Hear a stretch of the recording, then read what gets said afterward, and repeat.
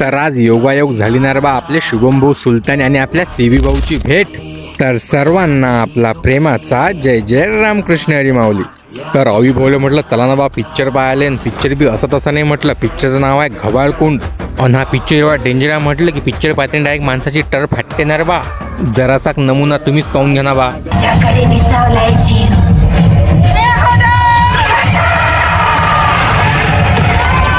या पिक्चरचे जे डायरेक्टर आहेत प्रीतम एस के पाटील सर यांनी एवढा भारी डायरेक्ट केलेला आहे पिक्चर की यामध्ये सिनेमॅटिक VFX सर्व जबरदस्त टाकलेला आहे. आणि ज्याचा मंत्रतंत्र जादूटोण्यात जास्त इंटरेस्ट आहे त्यांनी हा पिक्चर पाहूनच या. पिक्चर पाहता पाहता इंटरव्हल कधी आलं माहिती पडलं नाही. आणि सिनेमा हॉलच्या बाहेर आल्यावर डायरेक्ट भेटले ना आपल्याला शुभम दादा. आणि सोबत आपले सीबी भाऊ म्हणजे आपले चेतन दादा बी होते.